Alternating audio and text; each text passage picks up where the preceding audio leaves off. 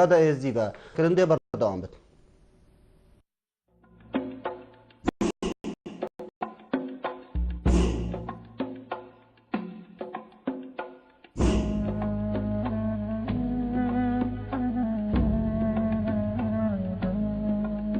هێزەکە خۆڕاگر هێزەکە خۆڕاگر لە جایە شنگالێدەیە ئەوژی هێزە عیدۆمارۆیە هەموو دەما ئامادەیە جاڤەڕێیە ئەلهیڤیەیە وارێمەش دەستێ دژمنا دەرینن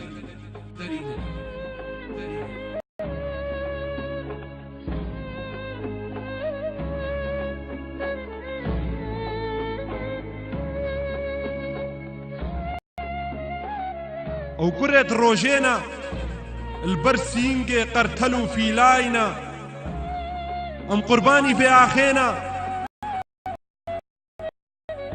کەم بێنە شەهیدکرێن ئەم جیهێ شەهنازیە شنگالێنە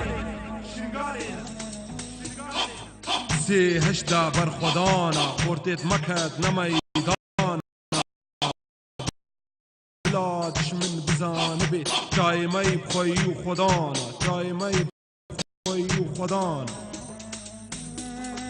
ئیرۆ شەڕ و فەرمانە و دژمن هاتیە مەبتیر و ڕەما ژبلی شەڕی چل دەست مەدە نەما عیدۆمارۆیە و شێرێت جیایە ئەو خۆشمێرێ سەنگەرایە ئەویل ئیشیا شەڕبانایە سۆندا منە بسەرێویە شبەرکە هێزاویە ناڤێویە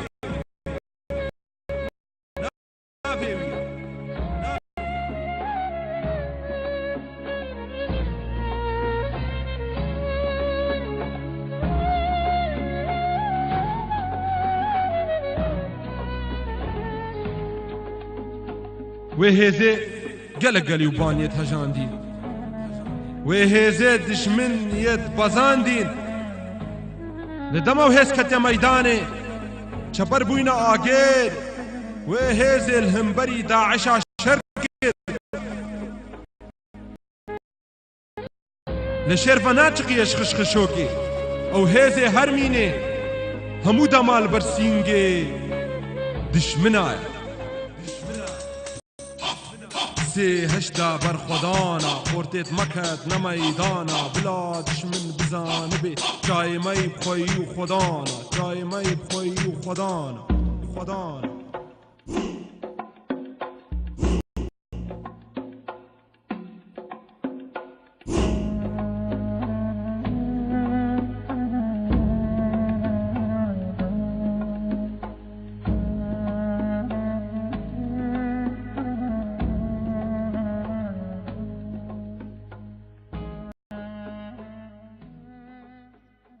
بله بینر اجاب و خلکیجی ما میوانداریا زور برس دیپلماسی برین تحسین بکریا جبو بتر گفتگو سر بردوخ ازدیان بکین کاک برین تو بخیراتی بو برنامه ورکرن خير قالك ممنونش استقبال وإيدو كبوما بلاستيشك هاوكي جانا أوليشك نابي مي تحسين أم بيروز بايا حمو جنيت ماتكاين تقول إيدو كا واوانا وإن شاء الله أفصالا خير خوشي سر حمو على بيتن وأفضل ما خلاص بسر حمو جنا وتايبتي جنيت إزديا بله ساكا أم شوي بسرد دست بكين مير تحسين بك كون هو مير عراقي العراقي مير عراقي وإزديا مير الجياني وعراقي مير تحسين بك هاتيا الزفران دنا يان زفريا هريما كردستانية جبركو قال لك جارد هاتيا قوتن وشبت وجدي بنت سر تورن كومون فيسبوكي واتي ديار كنكم مير تحسين بك وهاتيا الزفران دن نزفريا مير تحسين أزباورناك بيت الزفران دن مش قوتك اف بروغندا مثلا از برنامج ميري زانم شو زينيزيكي ومن المانيا اسباب صحيحه بون او هاد بو راستيشك يعني از قالك لخني اعلامي قدمشك شو انا تشتكلك او ربطت كذا عندك تشتابه انه ميري هاتي اجبد شو لك اجبد ميري اصلا برنامج هبو بيت عراقي بو خدمتها ملتي خو بيت كذا ومير ابدا بسهالي ننو هاتي ونبريشك حقتو تاريخ هاي ببيني صالة هشتياتا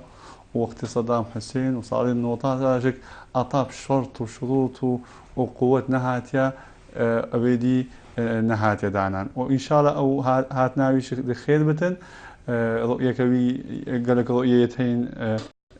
إن شاء الله أو رؤية في بو خير بتن وبو إيزد تبعي إيزد بله برز وكو ديارج ديسا جهر أبو بحث جهات كرن جرمي ديسان تاتا كرن نافذيا كو او پیشوازی خوصا گرم الميري زيان هاتي كرن فرشا صور كجلا همو بارتي سياسي با شلا حكومتا كردستان با كو هندك تشتل بهين لو ما خوصا او پیشوازی هاتي كرن شو بيني بيش اول جاله ام ممنونين اش خلكي ما هاتي بيشامش ايزديا وش فلا وش بصرمانه ام ممنونش قيادات السياسية بارتي ويكتي بيشوازي امريكي مين موجودة وقتي جواب اولي مداين هل جاله خو اختصار هشتي هاتي شك او قيادات حزب البعث البيب وصدام حسين او قيادات همو هادنا بيشير صار نوطي وقتي كان بسري سرا عندك ايزديا هابت نميلي وقتي هاتي هل استقبالات يعني انه حمو جالا تنقو مير شخصيه ايكيل ايزديا وشخصيه عالميه بو ناحيه تجربه وعقلي وخبري وحمو استا دنيا ديتيا انه حمو دكون بالجنابي اطا ريكي بدنا باش بو خيري وامانتي. بله من عندك مقابله الديدار مثلا ما ببيني باشي بزبرني مستوديو بله بينا رجع دا عندك ديدار ببيني كو او شكل صار هاتنا ميري زيان مير تحسين بك ميري زيان العراقي وجهاني وموركلين دي بردوام بت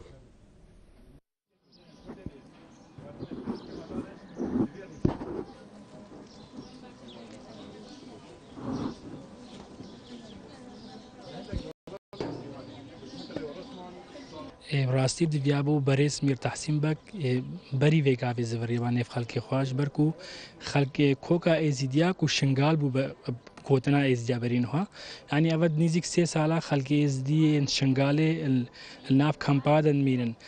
براستي غوتنا مير فيغاوي غوتنين مير يل ويل ابديتنا ما ويل همو دنيا بخون هكر مير هاتو بريارا كباش بو ازديادا لي نوا تاويا كو مير خب خوغر كبتني سردانا كردستان كير وضعي فيكو فيجاري بريارا كبدا كو ازدي ما في ازديا بي بيادان نكو مير ازديا هم هر خوغر كبري خبدا فان احداثي تشيد بن ودرباري وضعي شنغالي فيغاوي جي براستي جلقي خراب يعني زور خلق فيغاوي دي صار فيتشا خلق الناف ترامبيل خدا فيغاوي عايشه جلو ومال دوان ترامبيل دين يعني الخلق نيزيك سياسات مالي وغيرها ابو خانه سوري فيغاوي كاستيدانينا مدفيابو كومير بريارك دابا بريارك بدرستي نوا كوفان خطابة مجلس روحاني صرف حزبي راستيجي جهة شرمزارية كو مجلس روحاني كسايتيت حزبي بشت خود دينه وخطابة خبدا راستي بود بيا مجلس روحاني برياريت باش تابانا كل مصلحتها خلقي عام ده خلقي يزدي نقول مصلحتها لا انكي سياسي ده بله ابخو مير الالمانيا بت مير كردستان بت مير كدر بت ميرا بيفا ميري جي خدا هردم مصلحتها خلقي خدايا يعني قالك دي بيجن مير شو مير هات فلان ازان مير جواميري تشيتكت وشيناكات ميري قالك درجه قطاين ميري شو قنصليه نما اينا نقطاين دسبيكا 2014 بيشتي سي هشت كوري ميري الفيديو القلب ابي الشيخ درجه قنصليه الماني يا فرنسي يا بريطاني يا روسيا كنت كساتت كردستاني جيت كو دبيجن جيت برياري همو بيوندي نفكوان وميري دابون وميري تفركي نفن همو قنصلية مشكلة ناوكو نشوين بس كسبوا مناكته يعني افيا بسري ازدياتي ويلوكا كو داعش هاتي دفري نشو لدولتك بتنيا ازدبينم مؤامرة عالمية بلاك دستي القلي قوتك مظنها القلي تكنولوجيا مظنها القلي وهطانو كشي يعني هطانو كتوليبريني كان دولات عالمي تحالفات دولية أمريكا بريطانيا فرنسا كندا أستراليا كان دلقلي هطانو كشي نقارنا كو داعش بني ببان چونكي داعش فكر مشكلة كان دولات نوكا حمو بسلاح خوفا بتكنولوجيا خوفا بقواتها خوفا بجيش خوفا القل بيشمرقاها القل خلكي القل حمو فانجيتا بس هيش داعش إيروكا خطرية لسر حمو دنياي نبس الكردستان العراقي الأمريكا خطرة البريطانيا خطرة الفرنسا الألمانيا حمو دفرد عالمي تشتي بس سالا ميريز ديانا الفيدريبو بشتي هكا هاتي مدوي او تشتكي جزيتيارا بكا تشتكي جوان كتشد ازديارا وان مختوفارا بكا كل دست داعش دوت كش دست داعش جهاتي نحاتها وان قالك بزحمته وقالك عادها بدبينين او كشكا د سالي وسي سالي تي فروتن كشكا يعني دوانزا سالي تي اغتساب كرن تشتكي قالك بزحمته ويا كسر خو قبول ناكا ففي جامعة بتشافا كي مازن لي بنير المان كاتشو وجنا و خطاك تشتكي داينو كاربن كاتشو جنت خوا بينش داست داعش فقر انه حاتها موكا العذاب ده وتشي قالك بزحمته يعني هي فيت كأنه فان مشكلة إن مجتمعية جديدة حل بك نزان كافا قريانا ويحل كأنا بس يعني أم قالك هي فيت كأنه فان مشكلة حل بك بری هاتنیم همه تشتیم خیر هاتن آواد کن خناته بادی نسات راستی ام کیف خوش من چاقی میرزه اومد به یعنی راستی مد به میر ببیا چاقی هاتناوی و گراوی ببیا دست یا ببنه مو ببنه یک دست دانه کده فرمان سر ما نکردن سر ملت ازیدی راستی ام کیف خوش من چاقی زفری اومد به یعنی میرو همو جماعت ما ازیدیا ببنه دستک دانه کده فرمان سر ما نکردن ام چه بیجن خود چاقی هاتی جیمیر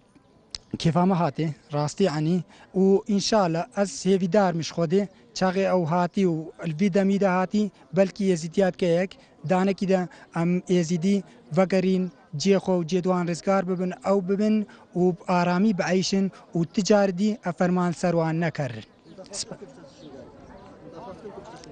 خود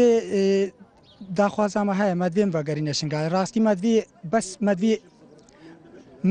مدوی میر بری هموی سردانه شنگالی کربا راستی بری هموی سردانه شنگالی کربا سردانه کمپایا کربا هاد با خلق خودید با ملت خودید با دانه کی دزانی باوان چند عذاب دیتی ول چه عذاب دینا دانه کی د بلکی ویجه هی کرباش همی جها بمنا یک دست دانه کی د بتر کاریبانه تشتکیش ملت خوره بکن ملت یسیدیر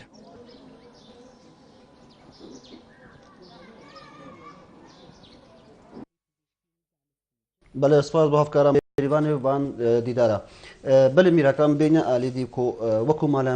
بجین مالا میرا جی دیتنا تا پشتی بوری نا 3 سالا لسر زبراندنا میری زیان با کردستانی با عراقی دیتنا تا دی چی کارتی کرنه سر وضع ازیا خری کتن آیده هندک گوهری اینا کرن از الوی باولی ما پشتی يعني شغل هاتكرن أوروبا وأمريكا وأن شغلك جالكي باش بتوجهات تميلي هالشغل أول دا از لندن بويم يعني يمكن أمت إيكي وين ما ديفيد كاميرون دي رئيس وزراء ويدري وأز إيكي وم يزيد شو ما متحدة ونزيكي حفظ هش وزير خارجية من ديتين قال بانكي موني ونايبي وأمشون بيت الأبيض وحمو توجهات السياسية أمل قلوان بوين أنه نظر إزديا لازم توحدك باش ينجي ميرشك شو ويدري شو بالأسباب الصحية اللي قال باب سبتني هذا كان مدك سعادتك وقال برنس تشارلز النقطة مهم هاتناوي حقيقة هاتناوي دو نقطة قالك جرنجت هذا أو بيجت أم نقاين رؤية ديالنا رؤية ديالنا بتاع أطا موصل تحرير نبت أبا إيه لازم موصل تحرير بدك عم بزايم أبا إيه دوشك لازم أم حمو توجهات إيزدي ببيني اشتغال قوليفة مثلا آلية دينية مثلا رجال دين أو يمكن رجال عشائر عوام بين ديتن ها مثقفة إيزيا بين ديتن ومنظمات الإيزدي شك خولي خوهين بين ديتن كرؤيا وان رؤية كجامع إني بكا حموادا بتكر بلد تبع سوان كرب قرانة تكرين بوشي خلك أو قرانة ونديتن قالك جاران يعني عندك سركنالا ديار بونكو دوري وشي بتهاد هندكرين وكو مالي ميلاد توان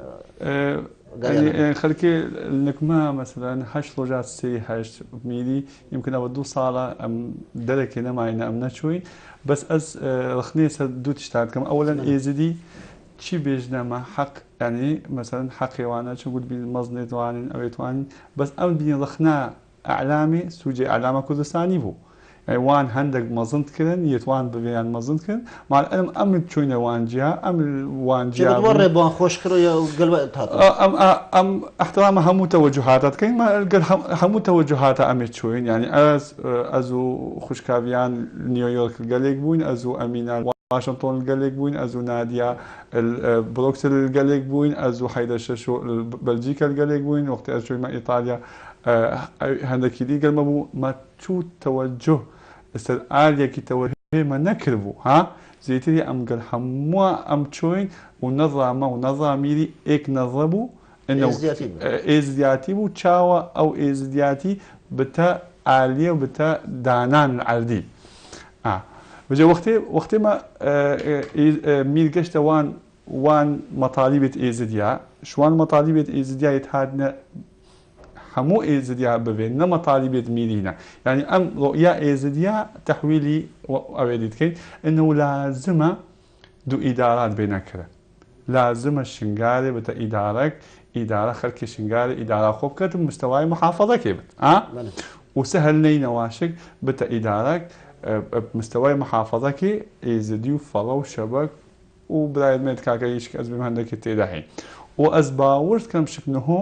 عمليا يعني اجتماعات انا كرن سلفي استانجي 24 ساعتي يمكن هرو اجتماع سفير امريكي سلفي قرار بيداين كونغرس امريكي قرار بيداين برلمان اوروبي قرار بيداين 100%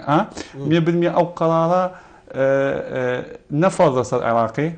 وانما توصيات العراقي بس اوش قرار كمهمه ودافعك انه حكومه العراقي وحكومه الكردستاني اهتمام بسلفي ئاستەنگی بکاتن ئەو هەردوو ئالێتە گوتیم بێژین شنگار بتە ئیدارەکە سەر بەخۆ ئالێ سەرنەی نەوەش بتە پارێزگا دیگناتە ئەف هەردوو پێنگا بێتەوە هاوێتی سەرکەبەت خۆگرت یان نە ئەزت بێژمەتە ینی ئەز صراحة يعني قوة الخارجي منا بتوانە بێژن گرنگیە سەردگرن وەختێ قرارش صدر كان مەزە پەرلەمانی ئەوروپی کۆنگرسی ئەمریکی صدر كان ئەو نەشخ و قرار پێداینە ئەنەوە مرحلە دوێ پێتەکردن ونەوە هەڕۆ اجتماع سەروی ئاستەنگی ها ئەنەوە حتا خەرائتت ئێنە چێکردن خەرائتت ئێنە چێکردن وەزعی ئێزدیا کێ دەرێ مەدوێت ئێزدی هەموو وی جانبی دابن بس کاری سەر ئێتەکردن کارێکی باش گەلک دەست تێدەکردن بێژی بەڵی سەر تێدەکردن گەلک دەکردن بەس هیچی بجدەم ئەو دێت تەحویل بتن ئەوان ئەوەی قوی خارجی ئەعلان کردینە ئەنه ئەمل پشتا وی مەشروعی ئەوە ئەی پشتوانیم پرۆژێکردن مەشروع نهۆ دێت چەکی دێتە ئەم دێنە خلافاتێت ئیشکارێدا خلافات خلافات انك آلي يعني ما دوليا قالك هذه مكان اصلا قيتنا حمو حكومتها عراقنا وحكومتها كردستاننا حمو اصلا قيت ما مثلا بله وكي اصلا قيت ما تشينا قال حكومتها يعني مثلا حكومتها اصلا قيت ما قال حكومتها عراقي تشيا مثلا افا هوا يعني همو ازدي هوارت كان هنا همو ازدهاوات كان كموضوع جنوسايد بكار بيتكرنا بشتي برلمان أوروبي بشتي مجلس عموم بريطاني بشتي برلمان كندي بشتي كونغرس أمريكي تصويت كيسر إنه أفا جنوسايد ده ما قلت وان أفا دي تحويلي أفا موضوع سياسة أمانة بل بالتحويلي قانوني بدأ لا هاي سي ريهبو أو هالسيرينا إلى البغداد بريني ضياع أولي لازم اقضي الشوان ضياع العراق بتعضو اتفاقية روما العراق قانون انضمت ونابت ونابس العراق موافقين هكذا امريكيش موافقين هكذا كان في ما مش اول ده استبعاد كبوه نشوفنا رأي دوي ويسي رأي دوي انه ما فترة محدد بتكرن ها او شك كومو كاسي قالك تداهون بشتي حلك هذا كذا بشتي مير لقاء القل برنس تشارلز كري ها وام الازل الامريكا بوم القل اجتماع كاتا كرن خوش كان عاديات دابو وزير خارجي عراقي بو وزير خارجي بريطاني بو وزير خارجي بلجيكي بو مبخوش وزير خارجي البلجيكا ديت ازو سيد لي ساكو ها بحث في موضوعياتها كرن بحيثياتها انه مشروع قرار رابط المجلس امنا بو محاكمه جرائم داعش بلاسيش قال لك كيف هذا كبدايه هاوي قال لك كيف هذا اوادي بس استنجوي هل استنجوي هاد مجلس وزراء ترسيان ترسيت خو ايش مشاكل هي عراقي امانه مجلس وزراء اعطانه هو تشتغني دياله ومن بريطانيا وامريكي مديتن قوها كخونا كلش كم هردك هي بس مدفيت بلاستيش بنابي ميري وبنابي حمو ايزديا مدفيت حكومه العراقيه شك استنقك يعني هاري كار بتن بلا استنق بتن امدي بشي نصر استنق حكومه هرم يجي بس ما بيوندك شنغاري بزبرني الو دمباش كاك مراد دمكي خوش جتاو همو تماشاوانن بادینا رکا کگرم بله کاک مراد کمال به هفته بیجی چی گورپانا شنگال دا چی نو ہے بما تماشاوان بادینا ساتو برنامه ورکرن بله کگرم وکا هر جار دسته که مج سنگر و چپرن بر خدانه لبری دشمنا دسته دکر لمخابن ایرو کا روی وان سنگرو چبرن دشمنا عمله سکنین البر دشمنه ایزید خانه و دشمنه و آخه وان شروانا شرط کر ایروم بره تفنگل وان یعنی بره سلاح وان کتیا یک دول هم بری یک و دی شرک درکد لشنگاله لکومالگاه خانه سورن نفتا سنونه و خانه سوره ده دسته آدارن روبروبونا هزن که سر پیشمرگن روش آوازا زیرت بزن لشکرین روش سر پارتی دیمقراطی کردستان و یکنین بر خدانا شنگال یبشه و که او ایریشا پیشمرگال سروان چبوی بمخابنی و هفت شروان یکنین بر خدانا شنگاله بونا قربانیه وی شری و چند کس هاتنا برینداری رنجی دور دا حوالین حفا که اتخوستن نافچیتیه وکا ام کرمانجیا خود بیزن اتخوستن که شر در نکوه دور دا دو شوانجی بونا قربانی او جی گهانا کاروان شهیده براسی او بویا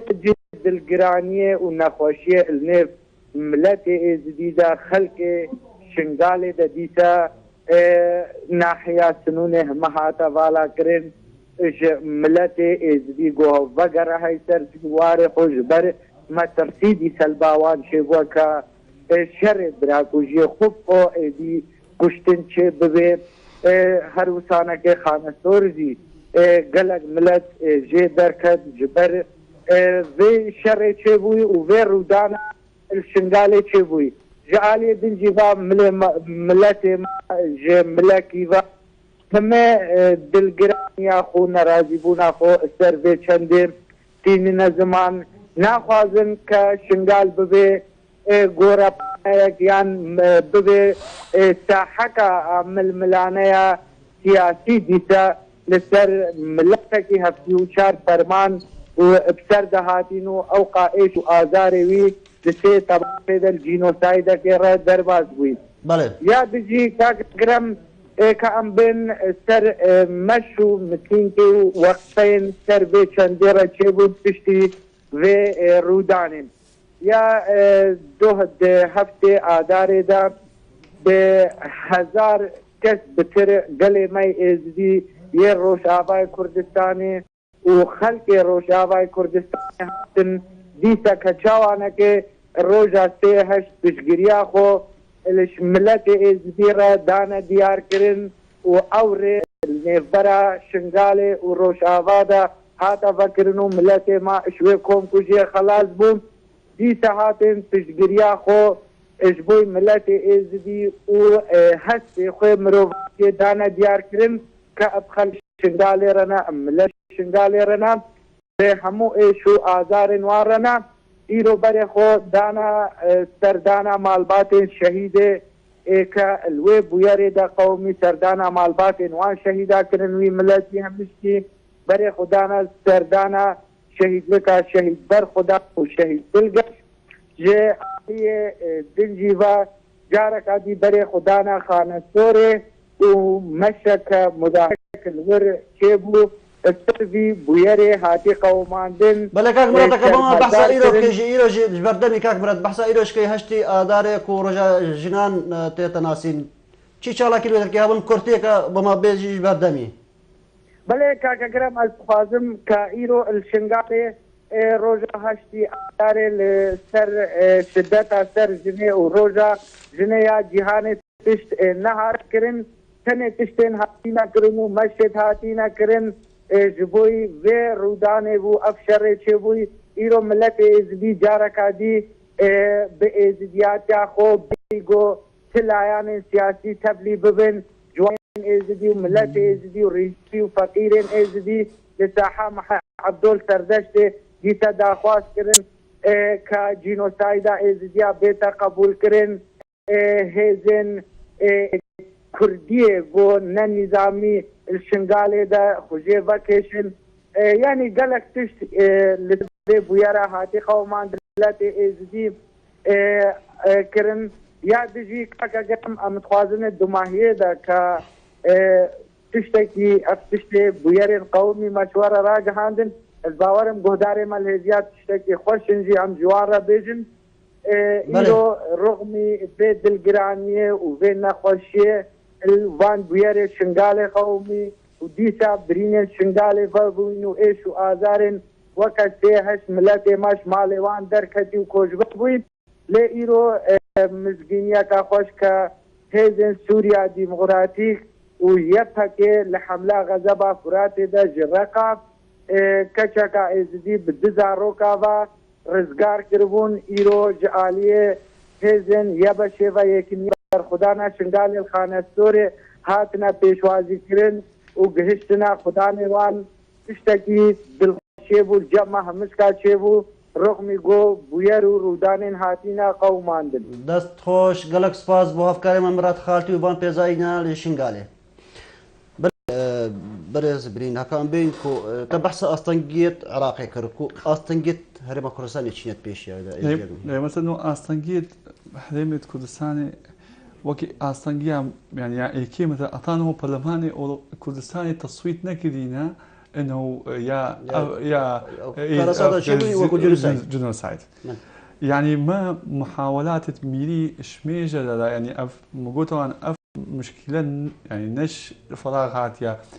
اشياء بري وش بري ده هذه تبي لهم هالميلي وهذا وسينا ها مطالب يتكلين بو مثلا تغيير قانونا يعني داعش او مجرمه خلاص ما نقول هي جنيت ما كي جيت ما قاصر ازتم قاصر باو ما قلت لهم قانون يتشين بيجن افا قاصره تشنابتن يدبن جنا مظن هكتب عشائري بشي أمد مظلومين هكا عدالتي شي بد هر شي نار مانا يعني أو بس تبينين أمش درجات سي وشاري وبيجينا أفت شي نابت لازم حفاظك بوفان كشكا بيتك كنا أفت آليكي آليات قانونا يعني أم محتاجي يمكن چندا مير طلبت كتن كوتبو إيزيديات شي بتن بينج الكردستاني العراقي مطلب كرن قانون حماية أقليات بتكرن نو العراقي قانون تمييز عنصري بتكرن نكرينا مكاتب يعني هكتونه إجمالي مسؤولية إيزيديا بالنسبة وان بيجي تود بيجي أفن هالنا مسؤولية مثلا نيزيكي 6 وزير كردستاني وعراقية نيزيكي 500 وكيل وزيرة نيزيكي 6000 مدير عام أو درجنا يعني أو درجة عراقي تودك كي بيني أزبارناكم نت وزير نينا وكيل وزير نينا ومدير عام شك أبي بدون سنة أوش بوكارو بالي إزيا ما شو يجي بالصومالي فلا نينا بۆ وی مۆزۆی ئەvە نەدەلیلەکە ئیکیشمە ئێزدی حەست کرد بدەم مەسئول ماش مەسئولیاتی نینە ما نێزیکی قەرارێ نێزیک بوون ئەمە بۆ قەرارێ دێ فرمانە کێم کرد ئالیێمەوە یعنی لازمە ڕابن پرۆژێت حازرن نەئاخفتنە بلا دەکەین ڕۆژاری بلا نەکردن قەزیە نینەوێت مش كرسي خط رسل لو ما تشكي هكا وان دويت اف اليه بزفر واقعك اليات انه ما ايك بيجتمع مصالحي قال على باب كدنا دي قال خشكيت ما هاتد او يدي بس فرد معنا دي اليه كيتشد معنا في المحاكمه بيتكلم واعترافها محكمة عراقية يتكلم محكمة دولية بيتكلم كاشكو تشكو ما تشيل بتل بيجتمع ولا قلبي بيك بقى في خشكاته وجناته وبابته بدي ها او قضية حلنا حكنا قضية ايزديا صرف هشتي صديق قضية كسياسية نقطة فاصل ها لازم خلكي وي قيادة كردستاني قال قيادة بغدادي هي قال اشراف اممي ونشنكي بكن دي روجا دوي فضبط باش وك ميري زيان بيجين اف بينغا بها بيتكو برين ما امن هو دي ان بيجين مير هيش افسي تشال يعني مثلا نبي انيك هاتي رؤيا ميري تشيا ايك سلو كمان ببين ك رؤيا وادي ما قلت ايزديا ببينت قول نا وسيش مؤتمرك يعني بو ايزديانا انه مؤتمر بدانا حمو فكر ايزديا كان نصب ايزدي بيج منه هو قلت يا ما قلت يا وقت ام كش نوع المطالبه بس امد بيني او مطالبات ماشك باندانا ما بو ام بيجين يا بكدر كفن باكا كدر كفن حاجه كفن نبمنا ونبقي قضيه كسياسيه نيفاكاوان دايا او صبي اتفاق سري كنت حمو شت بس وان والله اشياء خوب كاين او ندرسها اما بس بيجي كسرت هو كبابو نم صلاحيات هنا نم ايدي هنا نم تشتكى فيت اليه كداني تشيب شو تشيبت وامد بين واليه نو قوات تشنغالي 20000 قوات 20000 قوات باو 20000 ن حزب الديمقراطي تنينا ولا دوليوايه تيكتينا سي 4000 حيدريه او شكي قشتي فرمان او شنيزيكيه كتيه مثلا دو 3000 يبشيه ها او خلق كشنغاي شو لام باكاكانين باكا 400 نفر هاتشتركي او دي تشتافا خلق شنغا نيزيكي دو 3000 شرطه او شكل مركزينا من كفكره قال حمو قيادات الدوليه العراقيه كيزونشتي هل ايكي مطالبك البيش ها هل ايكي رؤيك البيش نا يا بابي اقرب چند جي كويرك قضيه ازديه هو صبت خربطان بشكل تشنغوش بلاستيش شنغار موقعك استراتيجي مهمه ها يعني موقعك استراتيجي مهمه او ام دستتخو يعني ودعايات كاين بوميلي انه حقيقه بلاستي انه خميل في ملتي بخود اف ملتا تشنقوي معارضي إبادة بيت يعني إنه موسل خلاص بيت أو شو صراع دي مصطلقت يعني صراع أي مصدر إيك كشتي دي أوبت يه مصلحك هاي دي كفتتيدا يه بيجن نقسم دي كفتتيدا قوة السياسي موسل بيجن أفا قوة موسل يامع سنو وتركيا دعم وانات كان لازم كان أقليم ها كردستان شك عندك آلية كردستاني جانبي واندا معنا فجأة أفضل فيت بين حالكرن بطريقة سياسية بس الآلية ما بيتكرن الآلية ميلي إنه موقف إيزيديا بكتائك ها او جرينجا او ازدي تبع ازيان بيجن كده كهبن اللي بيعمل بريالينا كوش بيت دركبتن كمير بريالي بتن ازيان حمو بكتائك نشرت هريك سر بارتكي حزبك بدنا او نشرت المهم بريار ازيا بيت اك بريار كو نهرك شالي خو بريار وبلاستيش ميري يمكن هكا توبيت بيراتا بريالك بيروزي دا بريدا عجبختي او بوقت الواشير وان جو من اولا خيرا خوتا براك بو فقير وجارة ويا دويق امس نقامة ويك كاري حموية بكين لازم مجلسك بتدانان او مجلسك الصدا صدو بينجي نفري بيتا كرن ايكي بتلجنا علاقات خارجي ويك بتلجنا اداري ويك لجنا مالي ويك لجنا دي كاف شأنا بريفا بيجوكي مانكي كشكوكي زديان بله بله ميرا كان بين قلق جرب سيارتها تكرنكو ميري زياد فيا دما سردانا كردستان كي فيا اكثر شبه شنغاري اي برنامج ميري ده هي سردانا شنغاري تاكيد برنامج ميري ده هي دشت شنغاري ودي وان بيت قال كي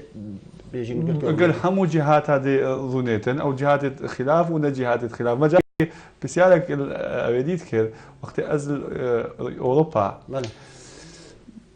قضية بدين إنه هكذا قضية إزديا بيني أنت بدي قضية سياسية هكذا قضية إزديا بيني وقت طلقت هافيتن وقت داعش هاتينا قاسم ششو وحيدر ششو زكينا نفسها غرفة بإيك طلقي بلكي بخنجرة جب طلقنا وانت هافنا داعشنا شنقو شرم بوملتي وانت هاتنا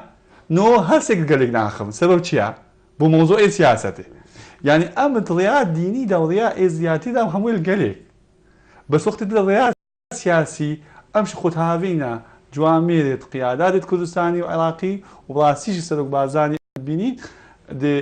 غولكي بمظن بينة انه جارك افكاري ثب ازديان اتكرن ذا بله ديتناتا ميري ازديان بشتي زبراندري دميسيا صالان انه تشيب كتيا باشا تشيب ريال بدت يا باشا بو ازديان داكو يزي توشي تشكار ساتي دينا بن كوم كوجينا بتن ديسانجي او شربرا كوجي دبرت ازديان اتكرن يعني براستيش وقت اف تشتيهاتي كرد خاصة الخانة الصوري براستيش نخوشي ام في تشتي تبينين وميري ازبيهم صراحة محمود وقنوات التلفزيون يقول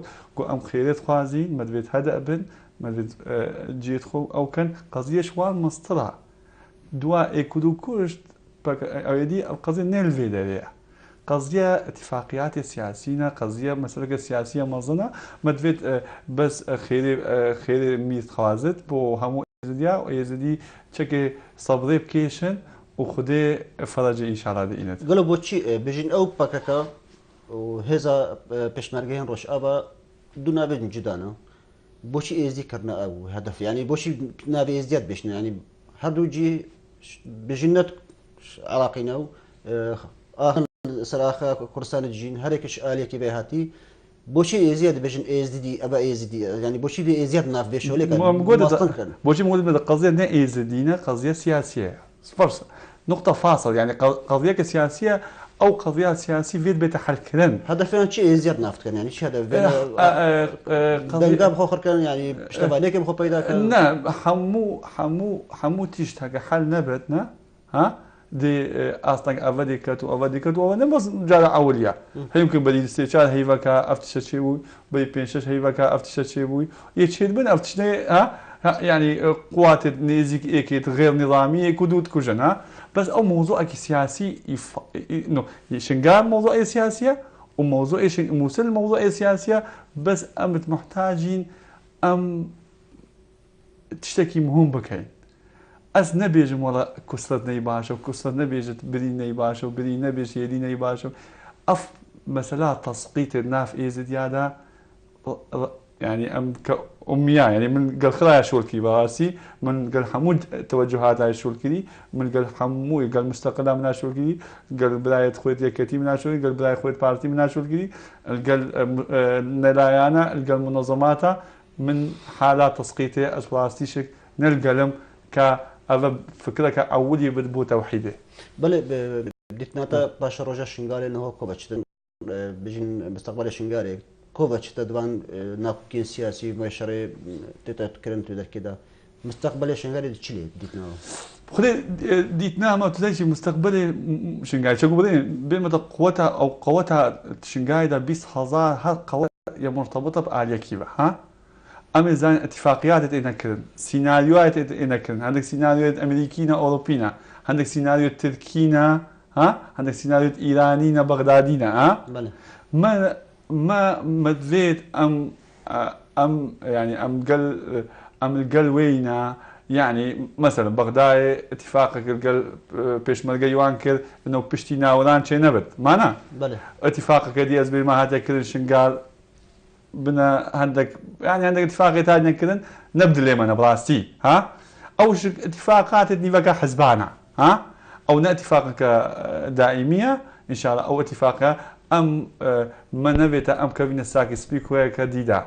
از دي عندك طيرا القل بلطلوان وعندك از دي الفيدا ليبمينن وعندك القل شنقاي بشتغل دي وعندك الفيالي راسي رجاء ميري بو حمو ايزديا مدفيت حمو ايزدي نيزيكي اك اداري بن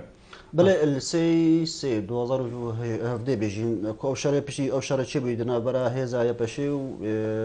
پشمرگن روش آبادا هن وكو مالا ميرا وچي پنگا فابيتي داكو جارك دي بيجين او شرل ودر كينتا راسي اي وكي ميري مال وكي ميري جوتي ميري بنقطة يعني بكلمة كفص يعني يا زلال جو ام رجائت كين ام رجائت كين ام رجائت كين وجال كديشك ام نابي ام رجائت كين اش حمو آلية ازخاني وآلية كردستاني وقوات صبري بكيشن وهدوء بكنو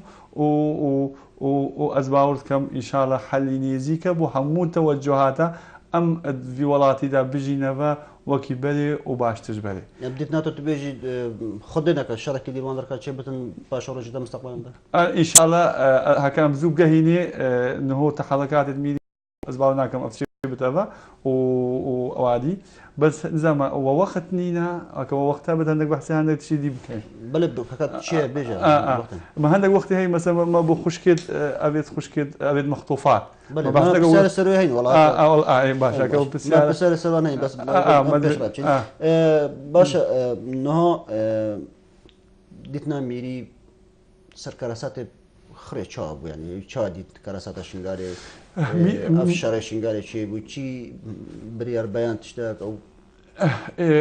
بيانك قال لك مهم هاتا كذا بنابي ميري وبشي باب شيخ وكأم ابي توضيحي بك يعني شو ما ابيت هادنا خطف يعني اول شيء ما بحمول منظمات امريكا ابو رساله ميري ويا باب شيخ وخربون ما قوتوان هادشي كيش كاب زفر تفا ها وكي خوش كامية وعزيز ترى أفضل نقطة دي بسيار وانت كده يعني عندك بسيار كان جو عندك خوش كيت ما 11 هاتين اتحاملت كأفجر بتوضح كده قالك سؤال قالك دقيقا سر لي موضوعي ميري جو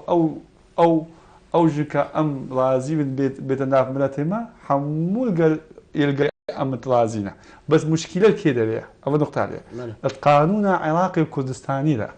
ها يعني لقيت سر كده يتحساب كلام مشكله القانوني ده مشكله نلك ما مشكله ما كدين ها ما كدين مشكله ما يعني ميل اعلى سلطه ديني فتوى بيدا انه يلقلش بيتن بس قانون عراقي رينادة سر في آلي بيجينا كقانون عراقي كردستاني تشد دي ازدي توي قانون تهاتنيهم انصاف كرين يعني تهاتنيهم قانون تقلق تشتيدان تزاي مشكلة شيا مشكلة وقت ام بيجي مش درجات هنا امد بيجي بابو ايش قانون انا باشك يعني مثلا يعني ما دول بيجي فقط القانون بطاقة وطنية فقط 26 هو يمكن ازل بغداد بوم سيد ساكو البغدادي بو ميري ام كلف كرين هنجي وان ولي نقطة زي شيء اف نقطة لكمان نقلك بس موضوع نقطة معنوي بو كأم بزانين دوري وقيادة تشير قلمة مثلا نعم يعني ما اجتماع قضية جمهوريك رئيس برلماني ويديك ما قول بابو اف قانونا ما بتشوكي بصلمان بتن يعني ديكا بصلمان بت عن باب بصلمان بت مشكلة منينا ها شو بصلمان بخير بتشوكي توان بلا بيم قاعدة هجدة صالي حاجة هجدة صالي جوا بدي بصلمان هل ما مشكلة نينا بس بلا ام رأي وان بسطيني اوان يعني في سين فقرة اذا احد الابوين اصبح مسلما يصبح الاطفال مسلمين وجوبا يعني لازم بقى يعني أظن موضوع دليلك قاطع أنه توجهها شريعتها إسلامي وأم رافضي في جانبي أم مؤيدين أنه قوانين يدنو بينكرن وكي قانون حماية أقليات أنه هو إشكال برلماني أو عراقي بكارني ناينا بكارني ناينا يعني موافقة نكرينا قانون تمييز عنصري قانون مكاتبة نهو أم بنابي وشك أم بيجين مدفيد مكاتب مرتبط بالمكاتب دو مكاتب ايك مكتب مرتبط بالرئيس وزراء العراقي ايك مرتبط بالرئيس وزراء كردستان كريشا النيزيكي مسؤولي او حدث عبته بله كبين آلي جبهة روحانية يزيديان قالك جرات بيجن أو جبهتك حزبية نكو بقول داي بيزياتي بقى شو هالدين بخلي أصدقاء متى أنا شنقو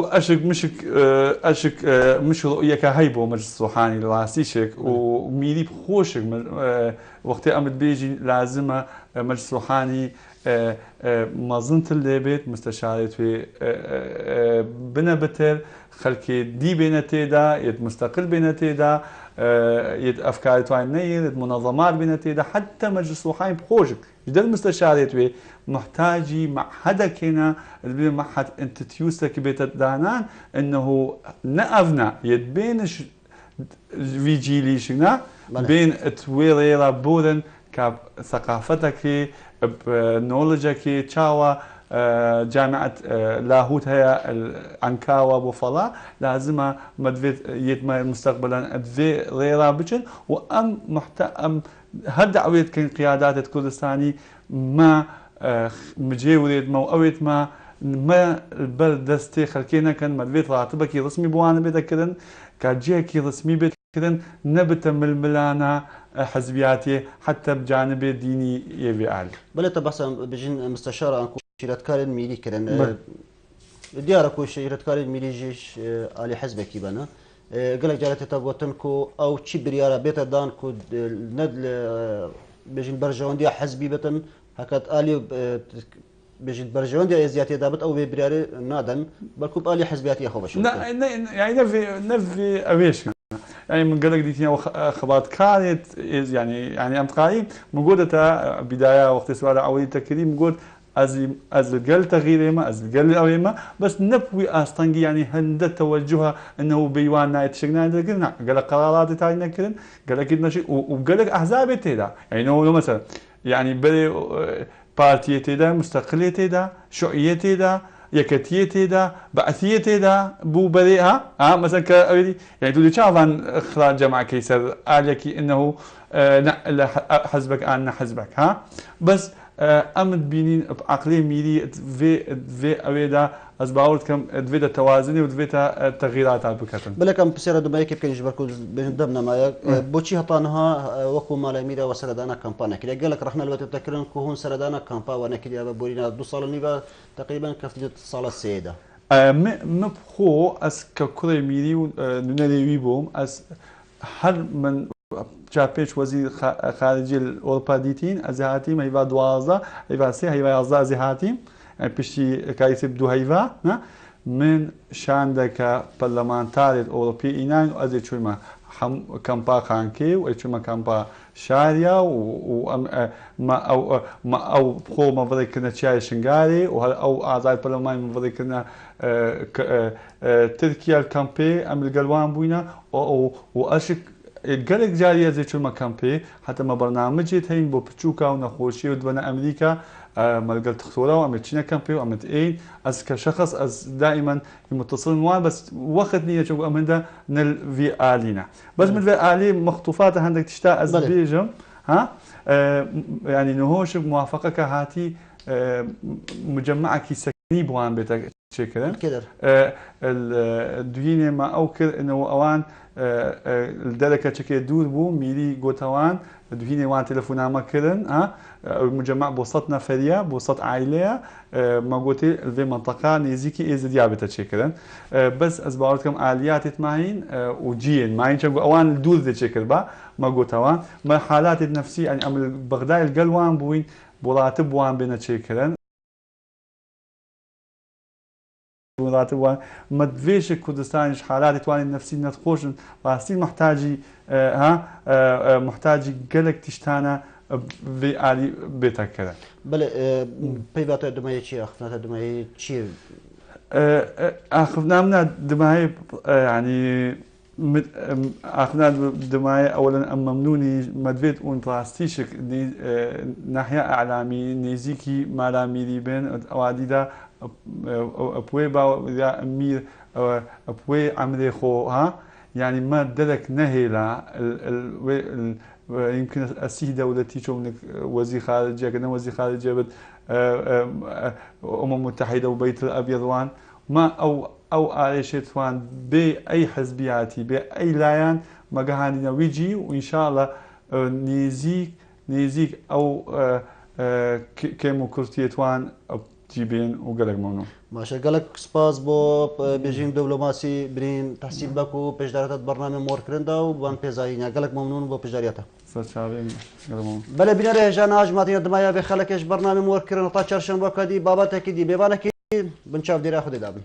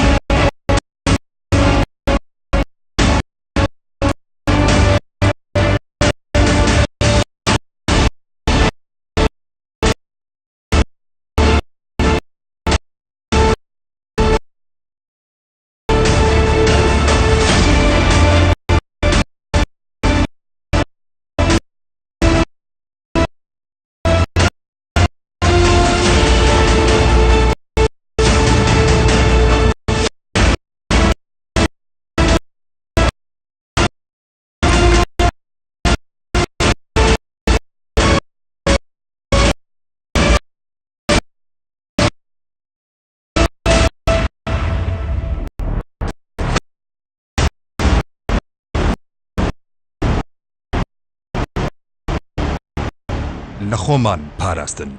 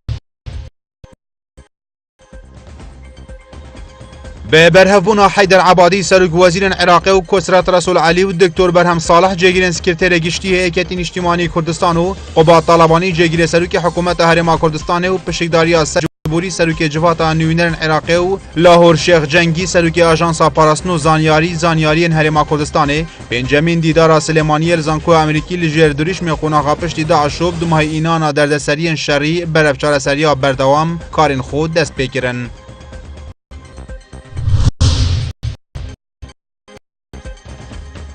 به پنجم دیدار سلیمانی دا اول